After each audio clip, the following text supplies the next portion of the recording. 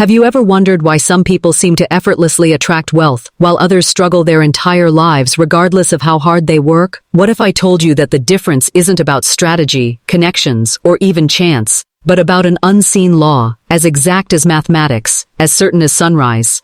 Beloved, the word you speak shapes the world you live in. The tongue is not flesh alone, it is the scepter of spirit. Life and death are in its power, and those who understand this law walk in dominion, while those who ignore it walk in bondage. I tell you the truth, the universe does not answer to toil, nor to fear, nor to anxious striving. It answers only to the word spoken in faith. For the spoken word is seed, and divine substance rushes to clothe it, to make it flesh, to bring it into visibility. The word you speak in secret shall shout from the housetops. The decree you whisper in prayer becomes the architecture of your destiny. So I ask you, child of spirit, what words are you planting in the soil of your life? Are they words of fear, doubt, and limitation? Or are they words of faith, abundance, and radiant power? For as surely as the farmer reaps what he sows, you will reap the harvest of your words. This is not fantasy. It is not wishful thinking. It is the law of God, eternal, immutable, ever-present. Men like Edison, Carnegie, and Walt Disney did not succeed by mere accident. They aligned their words, their vision, and their faith with the invisible law, and substance obeyed.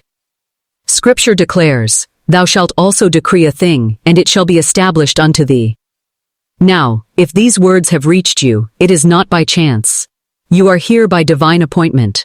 Spirit has chosen this hour to awaken you, to remind you that you are not a victim of circumstances, but a creator with God. So open the ears of your heart, for what you are about to hear has the power to change your world forever.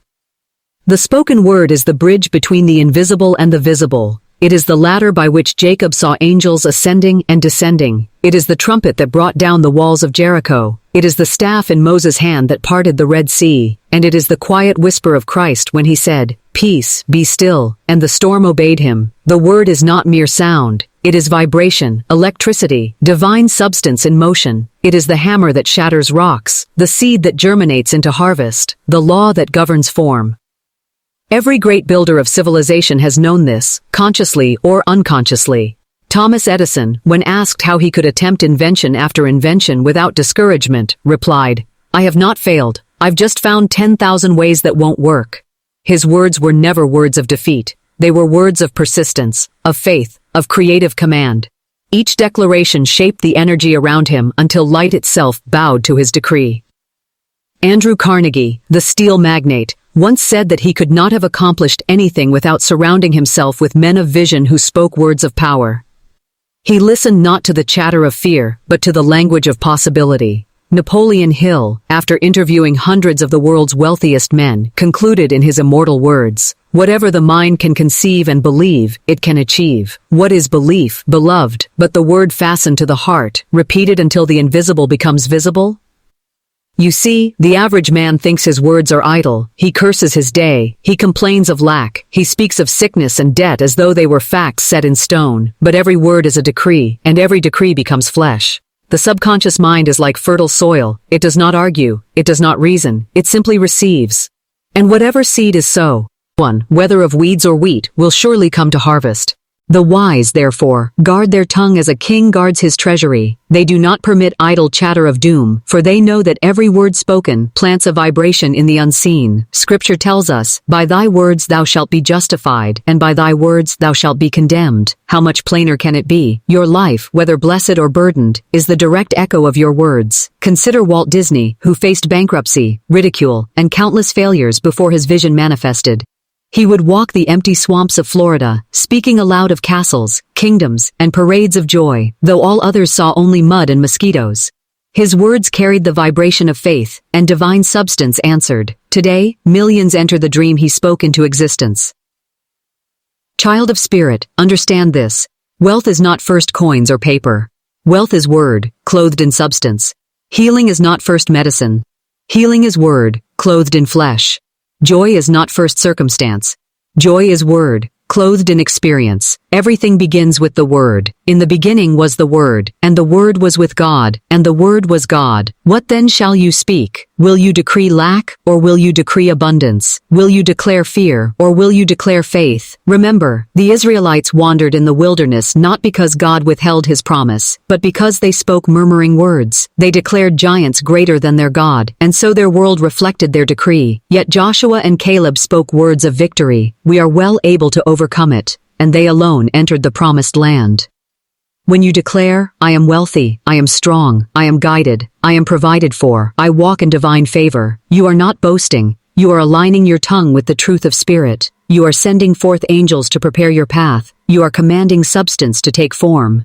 Now some will say, but, Miss Shinn, I have spoken affirmations and yet nothing has happened. To such I answer, the word must be spoken with faith, not fear. You cannot say, I am rich, while secretly trembling that the rent will not be paid. That is double-mindedness, and Scripture declares, a double-minded man is unstable in all his ways. Speak the word with conviction, with feeling, with the authority of one who knows the law cannot fail, for the law is exact, it is impartial, it will not return void. Dr. Frank Crane once wrote that words are the most powerful drugs used by mankind. Indeed, they are stronger than opium, swifter than lightning, more enduring than steel. Words intoxicate nations, heal diseases, bind marriages, destroy empires, and raise them again. If such is true in the hands of men, how much more in the mouth of one who speaks with God? Orison Swett Marden, the great apostle of optimism, declared that men are limited not by circumstances but by the words they speak to themselves in the silence of their soul. If you say, I cannot, you shut the door to divine supply. If you say, I can and I will, you open the floodgates of heaven. The law of the word is the law of cause and effect. Every syllable vibrates in the ethers, attracts its like, and returns multiplied. When you curse poverty, you magnetize it. When you bless abundance, you magnetize it. When you complain of delay, you delay your good. When you praise divine timing, doors open of themselves. Let me give you an image. The spoken word is like striking a tuning fork in the silence of eternity. The vibration goes forth and awakens every instrument attuned to it. If you strike the chord of abundance, riches echo back. If you strike the chord of fear, calamity responds. You cannot escape your own music. You are the composer, the conductor, and the orchestra all in one. Beloved, it is time to take the scepter of your tongue and rule your kingdom. Say not, I am too old, I am too late, I am too weak. For the universe hears only the decree. If Sarah, barren in her 90s, could conceive because she judged him faithful who had promised, what excuse have you? If Job, after losing all, could declare, though he slay me, yet will I trust him, and was restored double, what limit binds you? Therefore, declare with me now. I am one with infinite supply. I am rich with treasures untold. Divine ideas flow through me, clothed in perfect opportunities. I speak only words of life, and my life manifests in abundance, health, joy, and perfect success. Let this word be your wand. Let it be your staff, your sword, your shield. For the tongue of faith is stronger than armies, richer than empires, more enduring than monuments.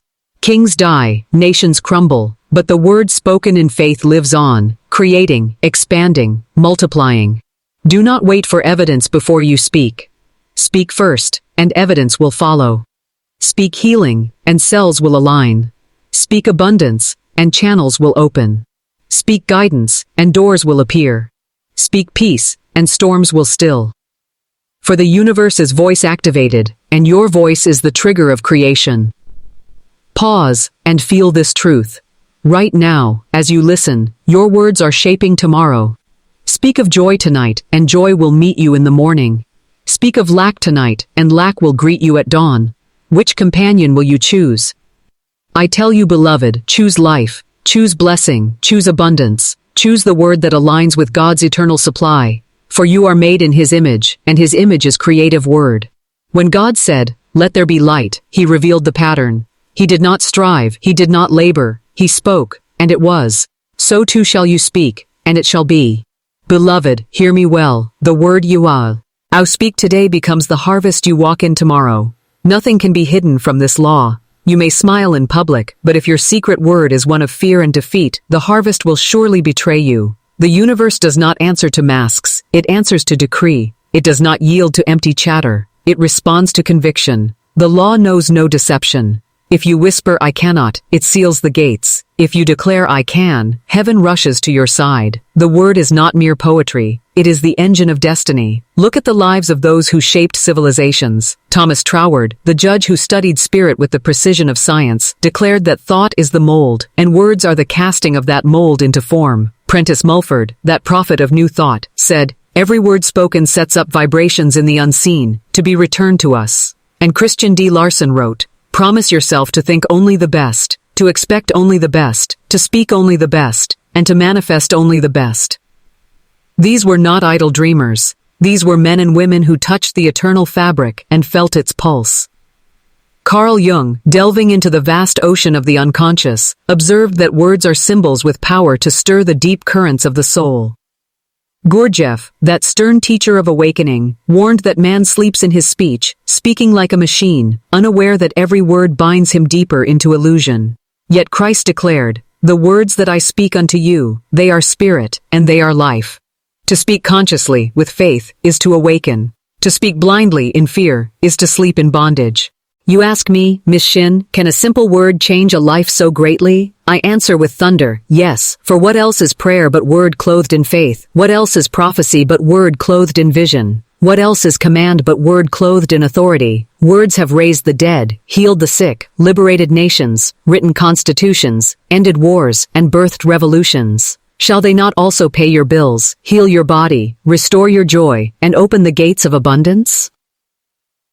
Listen carefully. The subconscious mind is like wet clay. Each word you impress upon it hardens into form. Say, "I am sick," and sickness imprints itself. Say, "I am well," and health begins to mold. Say, "I am poor," and poverty takes shape. Say, "I am rich," and riches stir from the unseen. It does not argue. It does not reason. It only obeys.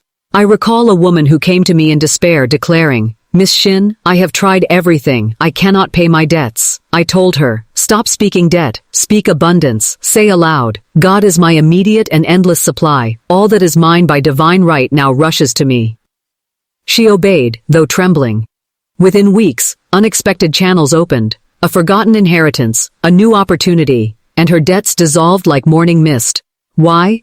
Because she ceased decreeing lack and began decreeing supply.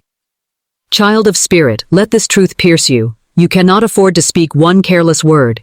Each syllable is a check you sign upon the bank of the universe. If you speak insufficient funds, the check will bounce. If you speak paid in full, heaven stamps it with approval. Guard your words as treasure, for indeed they are. Now hear this. Resistance is the great thief of manifestation. If you declare the word but secretly resist the path by which it may come, you block your own harvest. The law of non-resistance declares, resist not evil. What does this mean? It means, do not oppose with fear. If a bill arrives, do not say, "I cannot pay." That is resistance. Instead declare, "This bill is already paid by divine supply. I rejoice that God meets me in full." If an obstacle arises, do not cry, "This is my end." Instead say, "This is but a stepping stone, and all crooked places are made straight before me." Ella Wheeler Wilcox, poetess of faith, wrote, "You never can tell what your thoughts will do in bringing you hate or love, for thoughts are things, and their airy wings are swifter than carrier doves." She was right. Thoughts are seed, words are water, and together they bloom into circumstance. When you align your thoughts and words with God's abundance, nothing can stop your good. Mountains may rise, seas may roar, men may doubt, but the word of God in your mouth is stronger than all opposition. Did not Christ say, "Whosoever shall say unto this mountain, Be thou removed, and shall not doubt in his heart, but shall believe that those things which he saith shall come to pass, he shall have whatsoever he saith."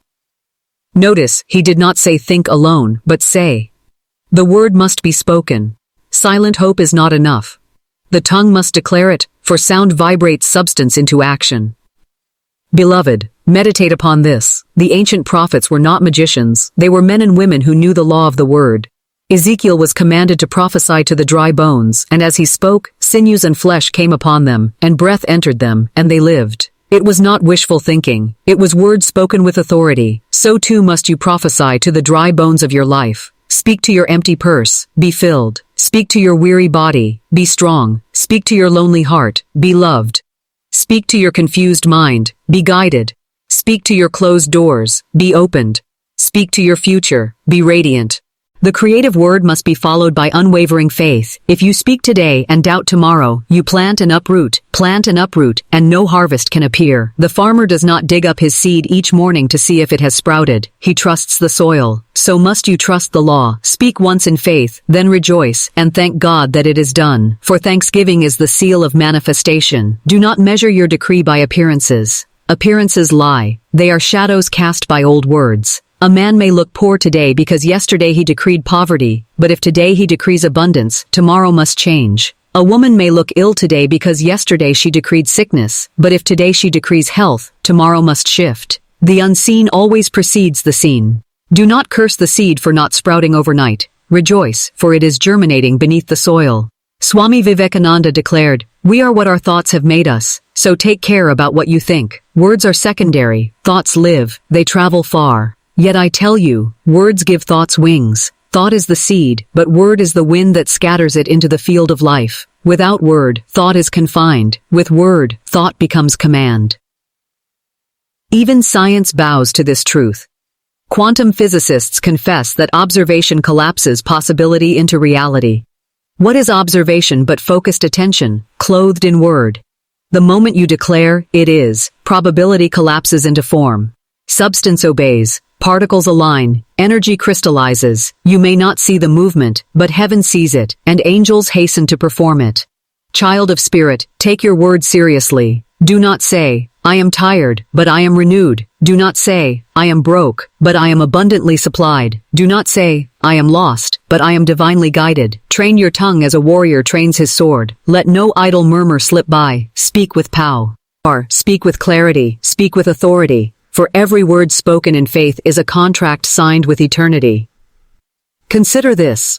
When Columbus set sail, he declared the earth was round and that new lands lay beyond. Men mocked him, they called him mad. Yet his word became voyage, and voyage became discovery. When the Wright brothers declared man could fly, the world laughed, but their word became wings, and wings became history. When Martin Luther King Jr. declared, "I have a dream," it was not mere speech, it was prophecy. Today, nations still echo with its vibration. If mortal men can shake empires with word, what can you not do when you speak with God? The key, beloved, is alignment. Speak not from fear but from faith. Speak not from lack but from love. Speak not from doubt but from dominion. For your word carries the weight of your belief. A timid whisper of "I am rich" carries no vibration. But a bold declaration, "I am rich, by divine right, now and forevermore," shakes the ethers and summons substance. Now let us affirm together, in the silence of spirit but aloud in the tongue. I speak the word of abundance, and abundance manifests. I speak the word of health, and health manifests. I speak the word of joy, and joy manifests. I speak the word of victory, and victory manifests. My words are seeds of power, and I harvest miracles daily. In the name of Christ, it is done. Beloved, do not grow weary. Keep speaking, keep declaring, keep affirming. For each word spoken in faith is like laying a brick upon the palace of your destiny. One brick may not reveal the palace, but keep laying, and soon the towers rise. And remember, words spoken in love multiply 100-fold, but words spoken in fear multiply also. So cast out fear, say daily, "I walk in faith, I walk in love, I walk in power." Let it be the rhythm of your soul. For as surely as dawn follows night, our decree will clothe itself in form. Thus ends the river of part 1. The foundation has been laid. The word is law. The word is power. The word is your wand. Use it wisely, use it boldly. Use it in faith, and the universe will bow to your command. Beloved, now that you have heard the truth of the word, let us go deeper into the fountain from which the word draws its power. Faith. For the word without faith is a shell without fire, a sword without edge, a seed without root. It is faith that electrifies the word, faith that ignites the decree, faith that summons the invisible armies of heaven to fulfill it. Without faith, words are empty wind. With faith, words are divine thunder. Have you ever seen a child leap into a father's arms without hesitation, without question, without calculation? That is faith. It does not pause to measure the distance. It does not ask, "Will you catch me?" It simply leaps, because it knows. That knowing is faith. And so Christ said, Whosoever shall not receive the kingdom of God as a little child, he shall not enter therein. The world worships reason, but reason alone cannot move mountains. Faith can. Faith is the unseen hand that shapes the seen. Faith is the lens that brings God's promises into focus. Faith is the key that opens doors locked by appearances. Faith is the currency of heaven, the title deed of things hoped for, the evidence of things not seen. Without faith, the word is powerless. With faith, even a mustard seed becomes a universe. Consider the lives of those who walked in unshakable faith. Abraham, who against hope believed in hope, and became the father of nations. Moses, who raised his rod over the sea, not knowing how it would part, but trusting the invisible. David, a shepherd boy, who faced Goliath with a stone and a shout of faith, saying, "The Lord delivereth me, and he will deliver me this day." And Christ himself, who laid his hand on the leper and declared healing, who touched the blind and spoke sight, who called Lazarus from the tomb with a loud voice. Faith was the fire in his word, and in our modern times, the same law has not ceased. George Mueller, who fed thousands of orphans without asking a single man for money, but only asking God in prayer, and the supply always came. Madame C.J. Walker, who rose from poverty to become the first self-made female millionaire in America, declaring boldly that she would not bow to circumstances, but that God had given her a vision and she would walk in it. Orison Swett Marden, who wrote his first great book while living in a rundown cabin with little but a flickering candle, yet declared in faith that his words would inspire millions. And so it was. Do not think faith belongs only to saints and sages. Faith belongs to you. Faith is your inheritance. Faith is the breath of your spirit. Faith is already within you, waiting to be spoken, waiting to be exercised, waiting to be unleashed. You do not need to beg for faith. You must practice it, as a muscle is practiced, as a voice is trained, as an instrument is played. Every word you speak in faith strengthens it. Every act of trust expands it. But hear me, faith is not wishful thinking. It is not vain hope. Faith is substance, it is law, it is certainty, it is the bold knowing that when you speak, the universe rearranges itself. Faith says, I have prayed, therefore it is done. Faith says, I have spoken, therefore it is established. Faith says, though I see nothing, I rejoice, for the harvest is already mine. How then does faith grow? Faith grows by hearing, and hearing by the word of God. This is why the words you speak, the scriptures you affirm, the truths you repeat are so vital. Every time you say, God is my supply, your faith grows. Every time you affirm, I am divinely guided, your faith deepens. Every time you declare, nothing is too good to be true, nothing is too wonderful to happen, nothing is too good to last, your faith roots itself deeper into the soil of spirit. Fear is faith inverted. Fear is faith in evil instead of good. Fear is belief that the enemy is stronger than God. Fear is expectation of loss, but faith is expectation of supply. Faith is assurance of protection. Faith is vision of victory. When you shift from fear to faith, the entire vibration of your life changes. Doors once closed swing open. Paths once hidden appear. Napoleon Hill, after years of study, concluded that all great wealth begins with definiteness of purpose and faith in its attainment. He told the story of Edwin Barnes, who declared with faith that he would become a business partner of Thomas Edison. He had no money, no connections, no influence, but he had faith. He spoke his desire, he declared his vision, and faith carried him. Within years, Edison himself said that Barnes was the most indispensable partner he had ever had. Faith alone built the bridge.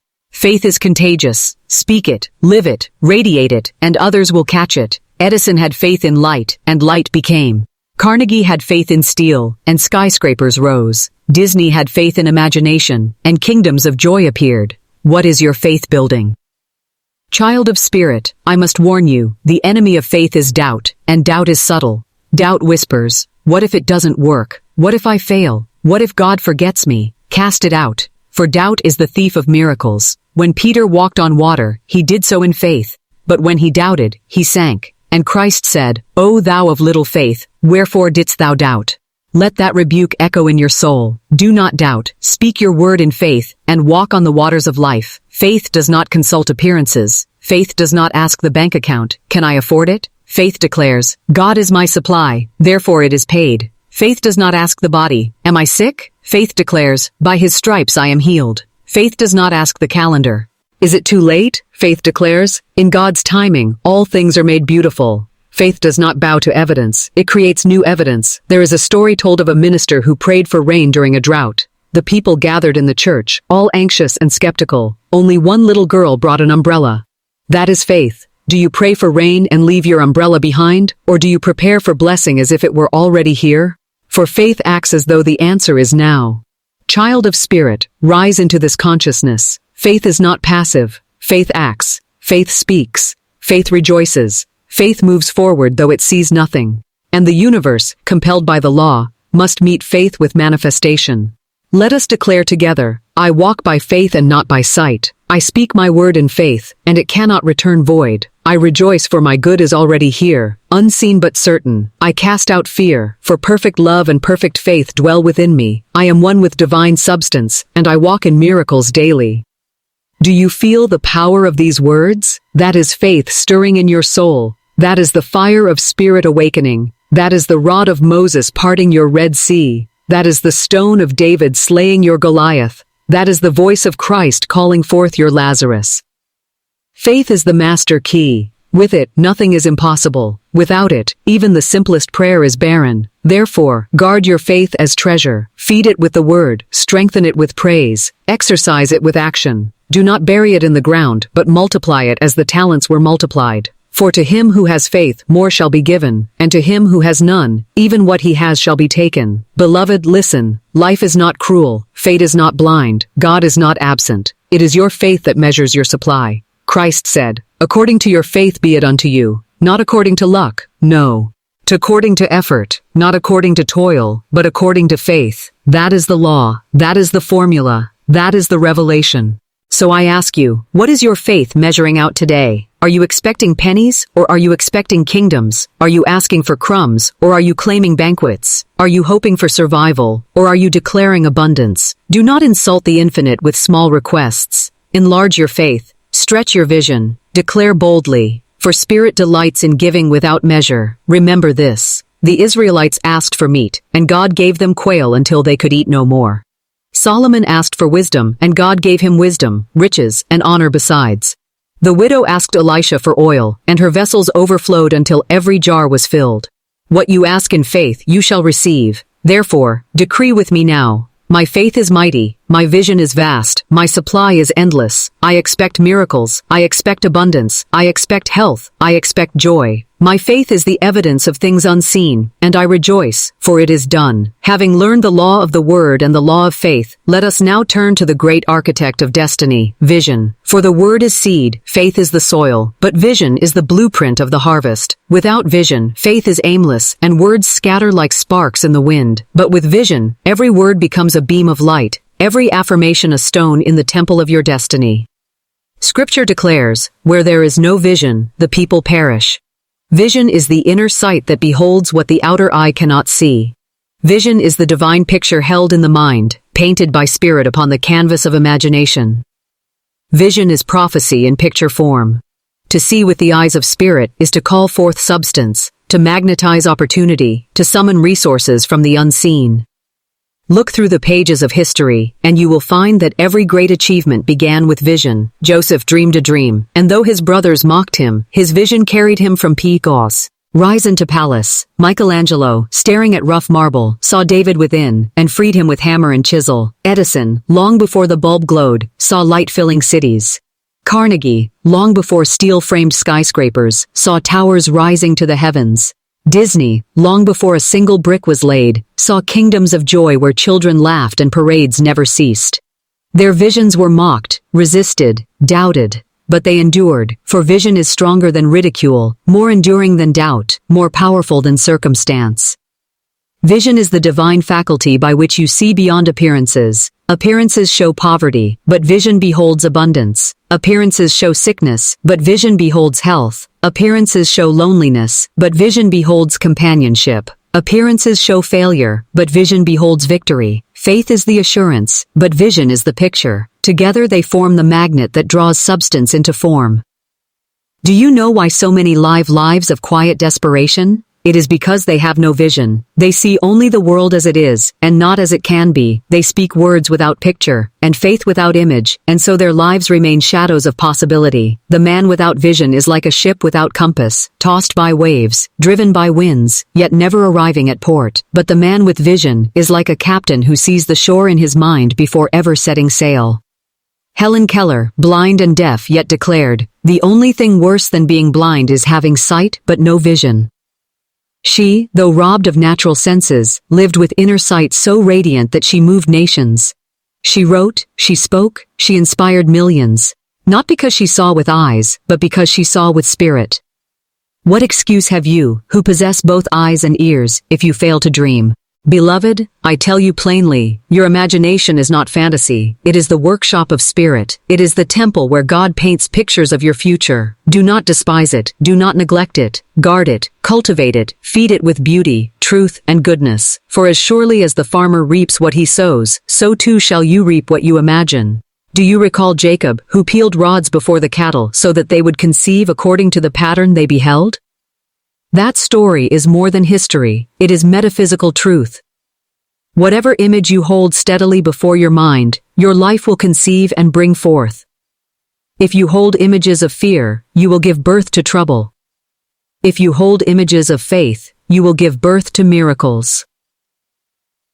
The law of vision works in silence, but it never fails. Consider the architect who lays out a plan. The masons, the carpenters, the builders all follow the drawing, brick by brick, beam by beam, until the unseen plan becomes seen reality. So too does spirit follow the blueprint of your vision. You are the architect of your destiny. Draw boldly, draw beautifully, draw divinely, for substance will follow the lines you trace. Dr. Frank Crane once wrote, "Your eyes are the windows of your soul, but your vision is the window of your future." He was right, for what you behold within, you shall behold without. Emerson declared, "A man is what he thinks about all day long, but I say, a man is what he envisions all day long. For thought is momentary, but vision is continuous. Vision is the constant picture upon the inner screen, and life obediently projects it upon the outer world." Why then do men envision calamity when they could envision paradise? Why imagine poverty when you could imagine prosperity? Why dwell on sickness when you could picture radiant health? Why replay betrayal when you could behold loyalty and love? The same faculty paints both nightmares and dreams. Why not choose dreams? Let me give you an image. The subconscious mind is like a projector, and your vision is the film. Whatever picture you place before it, it projects upon the screen of life. Place before it images of failure, and failure appears. Place before it images of abundance, and abundance appears. The projector does not argue. It does not judge. It only shines. Change the film, and you change the picture. Do not think you must strive to bring your vision to pass. Spirit does the work. Your part is to hold the vision steadily, with joy and expectancy, while speaking the word and walking in faith. The universe will arrange the actors, the props, the stage, the timing. All you must do is see it, believe it, declare it, and rejoice. Joseph Murphy told of a man who visualized checks flowing to him in the mail. Daily he pictured envelopes filled with money. Soon, contracts appeared, and checks indeed began to flow. Another man, paralyzed, envisioned himself walking freely. Daily he pictured his legs strong, his stride steady. Months later, against medical odds, he rose and walked. Why? Because vision planted the picture, and faith clothed it with power. Beloved, what picture are you holding now? Are you replaying yesterday's pain, or are you painting tomorrow's glory? Are you fixing your eyes on lack, or are you beholding overflowing supply? The choice is yours, for spirit can only bring to pass the picture you hold. Hear me. You must not let others paint your vision for you. Many live in borrowed pictures, parents' fears, society's doubts, culture's limits.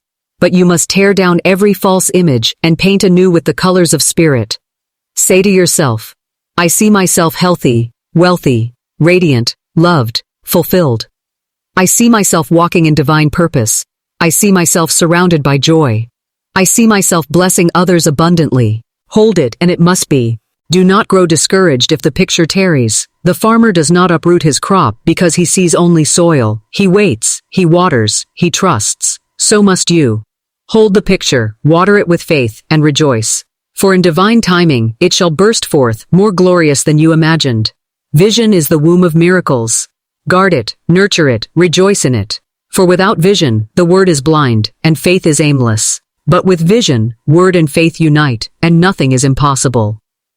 Now, beloved, let us paint together in spirit. Close the eyes of flesh, and open the eyes of the soul. See yourself radiant with health, strong, vigorous, ageless. See yourself walking in abundance, bills paid, debts dissolved, treasures flowing. See yourself loved, cherished, honored, surrounded by kindred souls. See yourself fulfilling your purpose, blessing others, walking in joy. Hold it, feel it, rejoice in it, for as surely as you see it, so shall it be. Declare aloud, I hold divine vision. I see myself blessed, and I am blessed. I see myself wealthy, and I am wealthy. I see myself healed, and I am healed. I see myself joyful, and I am joyful. My vision is divine blueprint, and substance obeys it now. Beloved, if you have reached this moment, Spirit has brought you here by divine appointment. These truths are not for the casual passerby. They are for the awakened soul, the one chosen to walk in light, to speak the word, to live by faith, to see by vision. If this river of truth has stirred your heart, then stay connected to it. For the law works by repetition, and faith grows by hearing. So I invite you now, if these words have kindled faith within you, if this vision has opened your soul, then subscribe to this channel and like this video, not as a casual act, but as a decree, a declaration that you walk in faith, that you align with truth, that you choose abundance, health, joy, and divine power.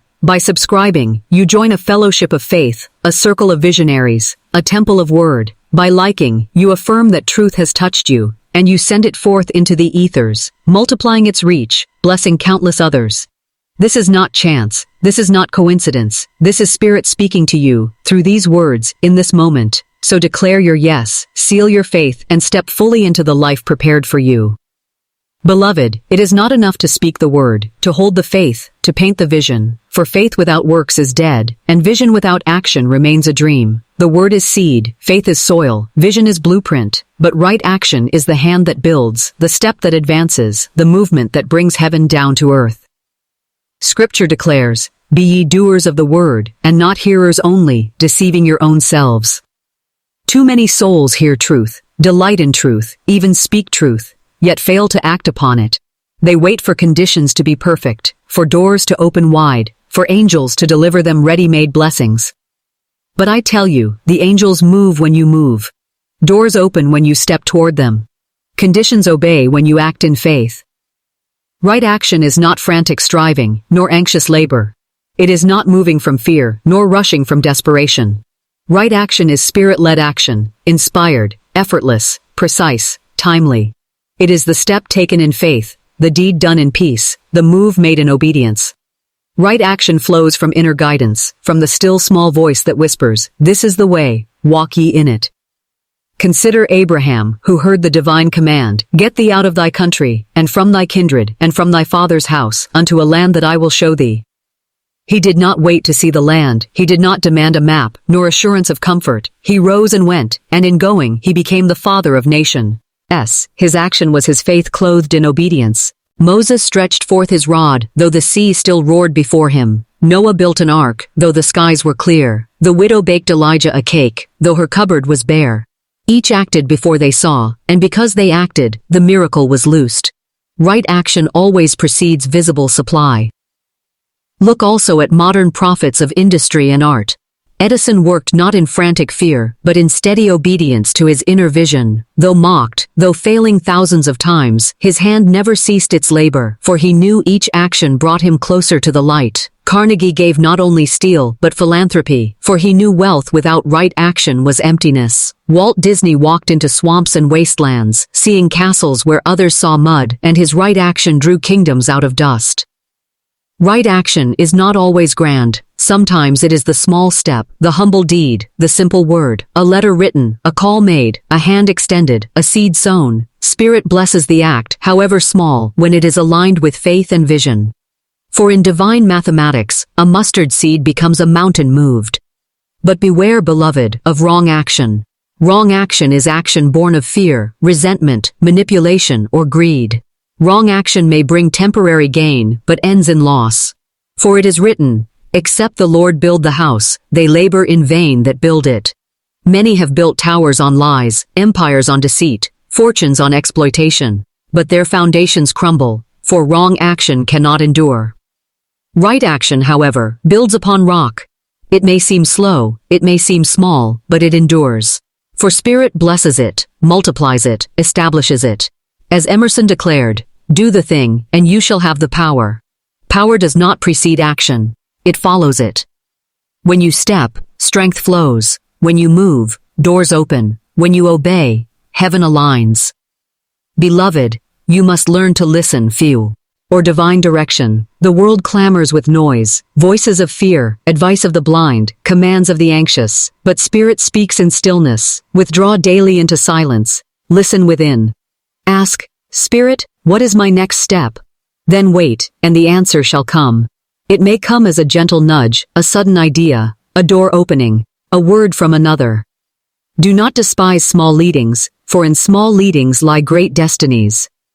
Once you hear, act swiftly, do not delay, for delay is disobedience. The Israelites wandered 40 years because they hesitated at the threshold. Many blessings tarry because men delay. But when you act in faith, the Red Sea parts, the Jordan rolls back, the walls of Jericho fall flat. Right action is always accompanied by peace, even if it challenges comfort. Wrong action brings turmoil, even if it promises ease. Let peace be your umpire. If a step fills you with fear and dread, wait. If a step fills you with calm expectancy, proceed. Spirit leads not by terror, but by peace.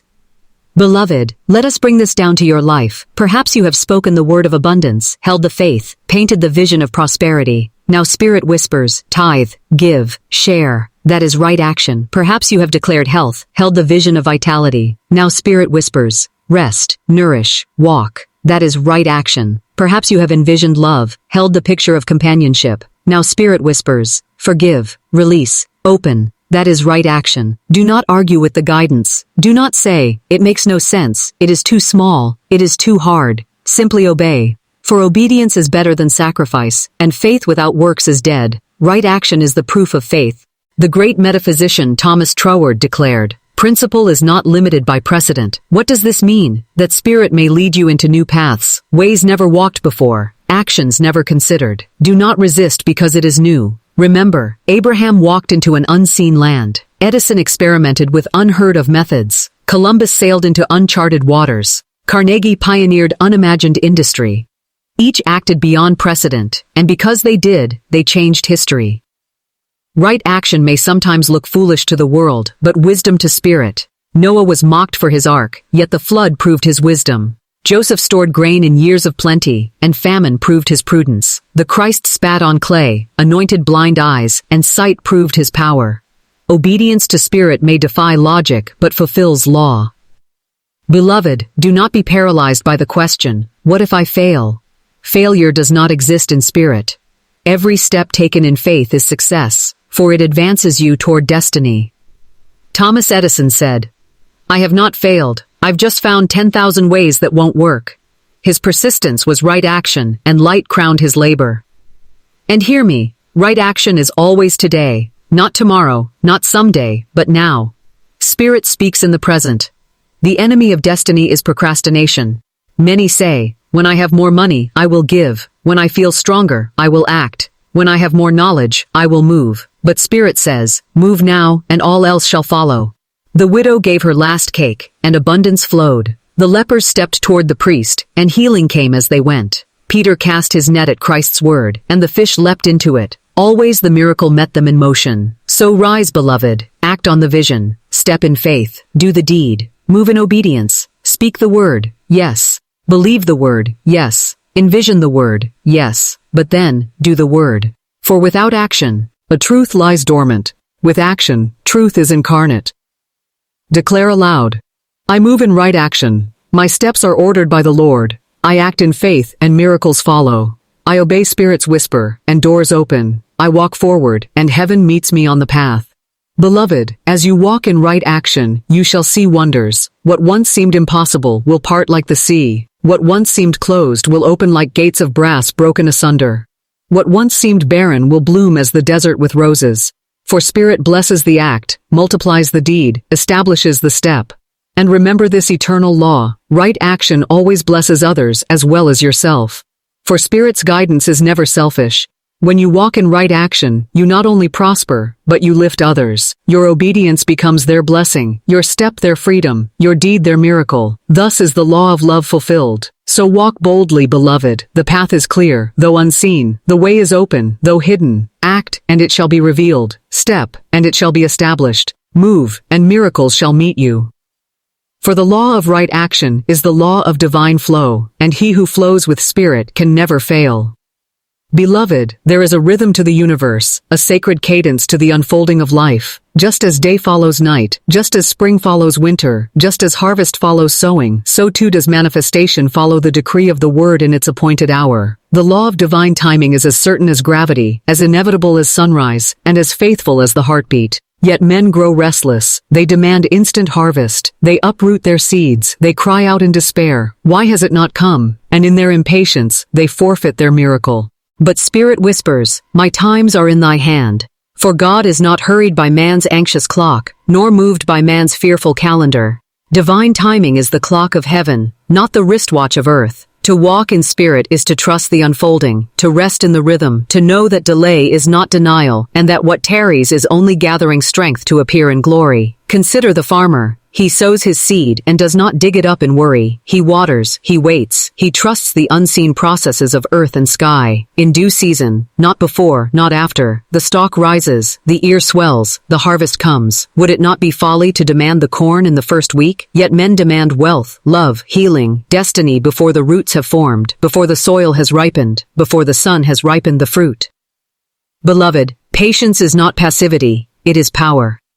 It is the calm assurance that spirit works in silence, and that when the hour strikes, nothing can prevent your good. Think of Joseph, sold into slavery, cast into prison, forgotten by men, yet never forgotten by God. 13 long years he waited, enduring injustice, holding faith, guarding vision. Then, in one sudden hour, Pharaoh called, and Joseph rose from dungeon to throne. Had he resisted the timing, had he grown bitter or faithless, he might have aborted the plan. But he waited, and his waiting crowned him with power. Look also at Moses. 40 years he spent in the desert, tending sheep, while the vision of deliverance lay hidden within. Why so long? Because the vessel must be prepared, the character tempered, the soul strengthened. At the appointed time, the bush blazed, the voice called, and the mission began. Had he gone earlier, he would have lacked wisdom. Had he gone later, he would have missed the hour. But divine timing was perfect. The Christ himself moved always in divine timing. At Cana, when urged by his Bowie, "Mother," he said, "mine hour is not yet come."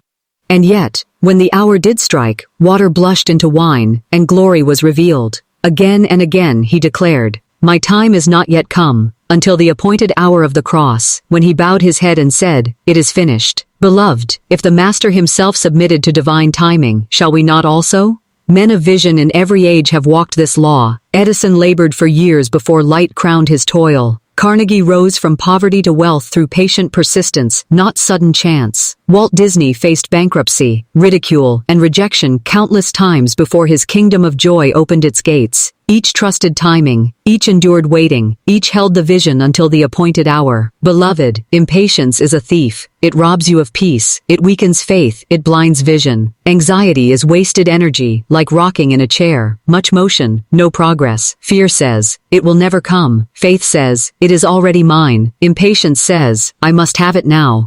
Trust says, in God's perfect time, it manifests, and I rejoice even now. Do you not see? The waiting season is not empty. It is preparation. It is purification. It is strengthening. Gold is refined in fire. Diamonds are formed under pressure. Great trees sink roots deep before they spread branches wide. So too must your soul deepen before your destiny expands. Delay is not punishment. It is process. Spirit delays not to deny, but to perfect. Think of the chrysalis. Within, the caterpillar wrestles, transforms, strengthens. To cut it short would cripple the butterfly. The struggle forms the wings. So too, your waiting season forms your strength. Do not despise it. Do not rush it. Embrace it. For in silence and patience, destiny takes shape. And hear me, when the hour comes, manifestation is sudden. Joseph rose in a day. The Red Sea parted in a moment. Jericho's walls fell in an instant. Pentecost descended like rushing wind. Divine timing may seem slow, but when it strikes, it is swift. The suddenlies of God crown the patience of man. How then shall you wait? Not in despair, not in idleness, but in expectancy. The farmer waits rejoicing, singing, preparing barns for the harvest. The bride waits adorning, readying for the bridegroom. The watchman waits alert, scanning the horizon for dawn. So must you wait, in joy, in readiness, in watchful expectancy. Declare daily, my good comes in perfect timing. I rest in the rhythm of spirit. I rejoice in the unfolding of destiny. Guard yourself against envy. Many stumble here. They see others prosper and cry, why not me? But know this, their hour is theirs, your hour is yours. To envy another's blessing is to doubt your own. Rejoice for them, and you accelerate your own. For envy delays, but gratitude hastens. Guard also against despair. Many, weary of waiting, give up on their vision. They uproot the seed, abandon the field, leave the race. Beloved, do not quit before the hour strikes. Your miracle may be but one sunrise away. Hold, endure, trust. The darkest night is just before dawn. Let us turn inward. Close your eyes and breathe. Say within, Spirit, I trust your timing. My hour is prepared. My season is certain. I rest in you. I wait with joy. I move when you say move. I release all impatience, all fear, all envy. I know delay is not denial. I know my miracle is on the way. I know it will come suddenly, perfectly, gloriously.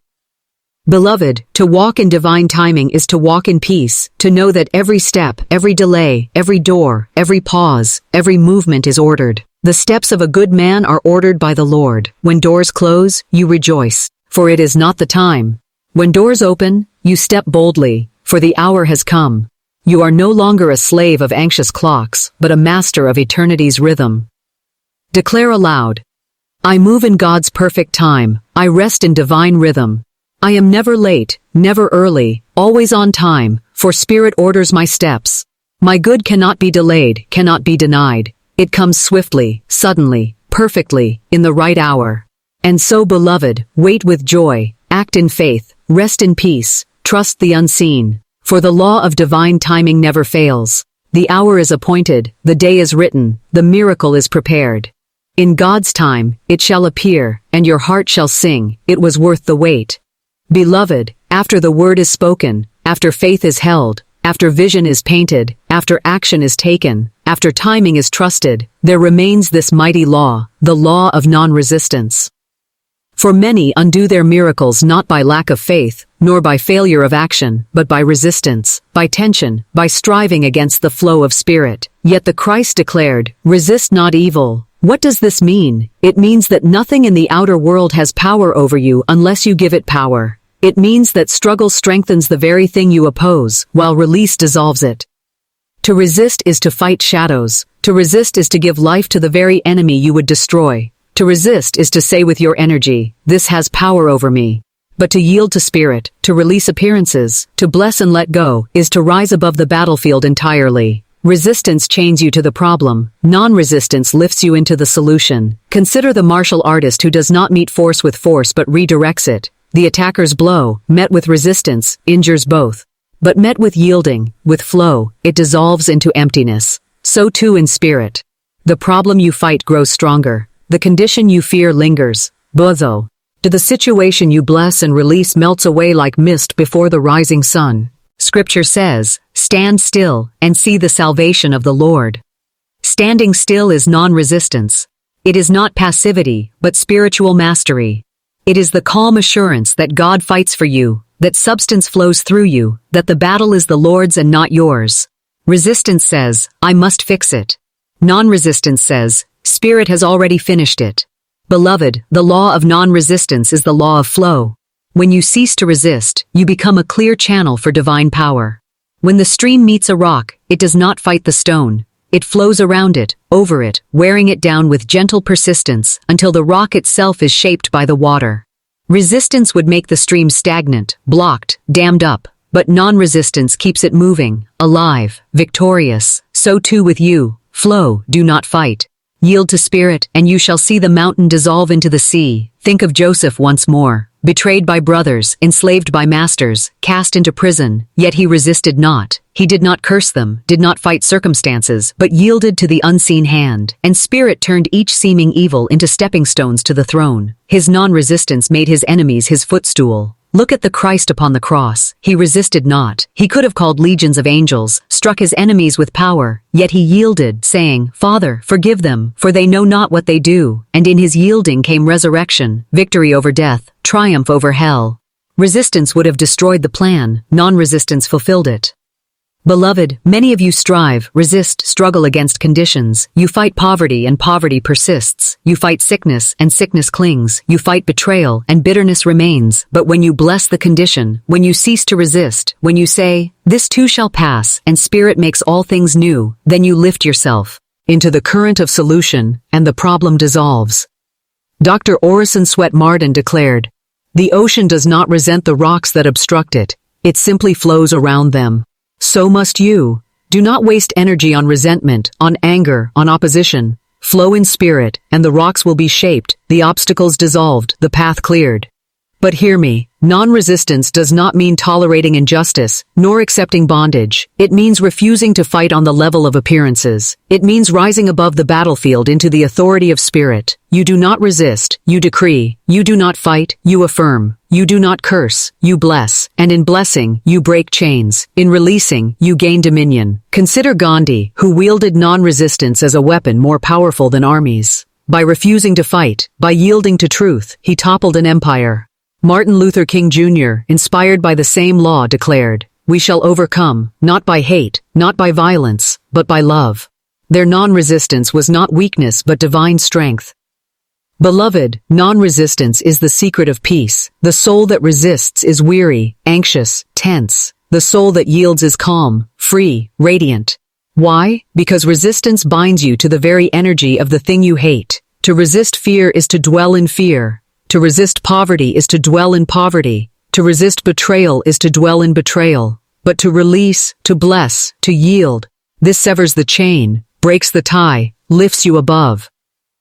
Say within yourself, I resist nothing, I fear nothing, I resent nothing, I yield to spirit in all things, I flow like water, I shine like light, I rise like air, nothing has power over me but God.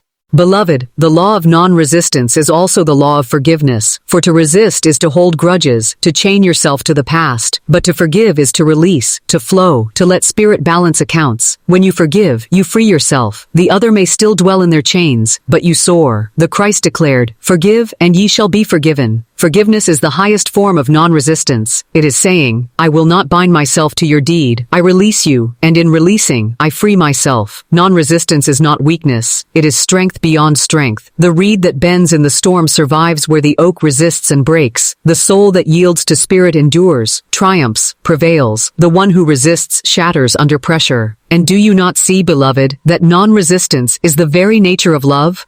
Love fights not, fears not, resists not. Love flows, embraces, heals, restores. To walk in love is to walk in non-resistance, and to walk in non-resistance is to walk in power.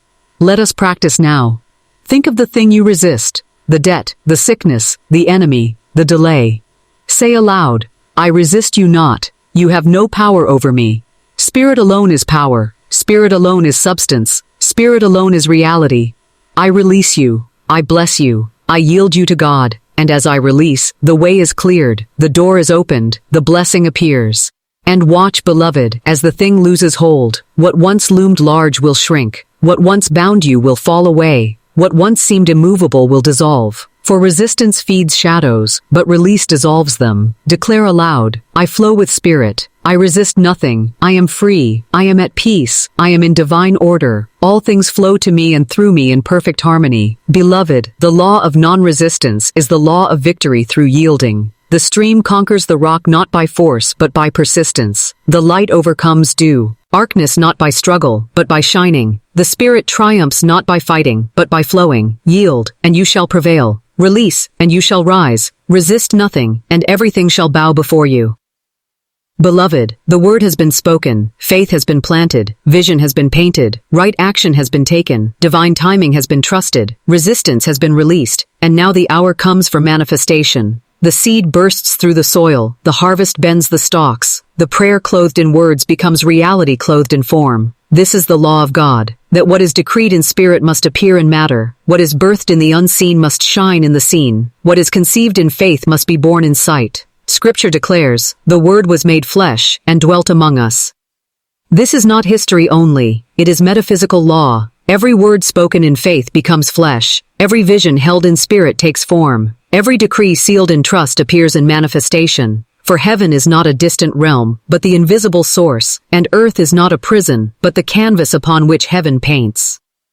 Beloved, manifestation is not magic, it is law. As surely as gravity pulls, as surely as the sun rises, so surely does the word return fulfilled. So shall my word be that goeth forth out of my mouth. It shall not return unto me void, but it shall accomplish that which I please, and it shall prosper in the thing whereto I sent it. Your decrees are seeds, and their manifestation is inevitable when you align with law. Look through history. Joseph dreamed, and the dream came to pass. Moses declared deliverance, and Israel walked free. David decreed victory, and the giant fell. Edison saw light, and cities blazed. Carnegie saw steel, and bridges rose. Walt Disney saw kingdoms, and castles crowned the earth. Each vision, spoken in faith, acted upon in obedience, trusted in timing, released in non-resistance, manifested in glory. Manifestation is never partial. Spirit does not deal in fragments, but in fullness. When the harvest comes, it comes pressed down, shaken together, running over. When the answer appears, it appears abundantly. When the blessing arrives, it arrives exceeding abundantly above all you ask or think. But hear me, manifestation is not always in the form you expect. Many miss their miracle because they cling to one picture. They decree abundance and expect gold, but Spirit sends ideas. They decree health and expect sudden cure, but Spirit sends wisdom to rest and nourish. They decree love and expect one face, but Spirit sends a better one. Do not cling to form, hold fast to essence, declare the end, abundance, health, love, joy, and let Spirit choose the means. For Spirit sees farther than you, knows better than you, plans greater than you. Manifestation is also progressive. The oak does not appear full-grown in a moment. It grows from acorn to sapling to tree. The dream unfolds step by step, glory by glory. Do not despise small beginnings. The coin is the seed of the fortune. The idea is the seed of the empire. The friendship is the seed of the marriage. Bless each stage, for each stage is miracle. Beloved, manifestation is certain, but you must claim it. Many receive and do not recognize. They pray for bread and despise the seed. They ask for miracles and reject the path. They stand before open doors and refuse to walk. Manifestation requires recognition, gratitude, action. When the harvest comes, reap it. When the door opens, step through. When the blessing arrives, give thanks. And remember, manifestation is not the end. It is the beginning of greater vision. For Spirit is infinite, and each manifestation is but the seed of more. The blessing you receive today is the foundation of tomorrow's greater blessing. The answered prayer is the prelude to a higher decree. The miracle seen is the promise of miracles yet unseen. Manifestation is not limited by circumstance. The world may cry, impossible, but Spirit laughs, for with God all things are possible. Abraham and Sarah bore Isaac in old age. The Red Sea parted before Israel. Manna fell from heaven. Ravens fed Elijah. Water turned to wine. The dead rose. Who then shall say, "It cannot be"? To Spirit, there is no limit, no obstacle, no impossibility. Only law, only order, only manifestation. But take heed, beloved, manifestation comes not to the double-minded. The one who doubts is like a wave tossed by wind, unstable in all his ways. Manifestation requires certainty, gratitude, expectancy. Declare, believe, release, rejoice, hold steady until the harvest appears.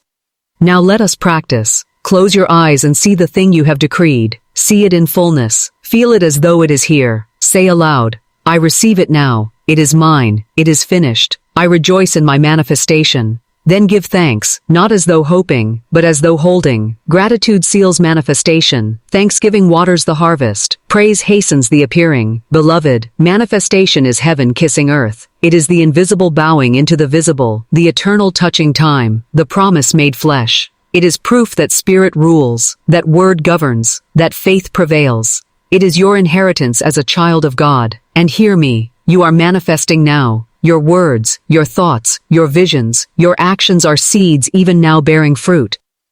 If your harvest displeases you, change the seed. Speak new words, hold new visions, act in new faith, yield in new trust. For life is not fate but law. You reap what you sow, but you may sow anew. Declare aloud, I manifest only good. I manifest abundance, health, love, joy, peace. I manifest divine order, divine timing, divine right action. My word is made flesh. My vision is reality. My faith is sight. My harvest is here. I rejoice. I give thanks. I receive.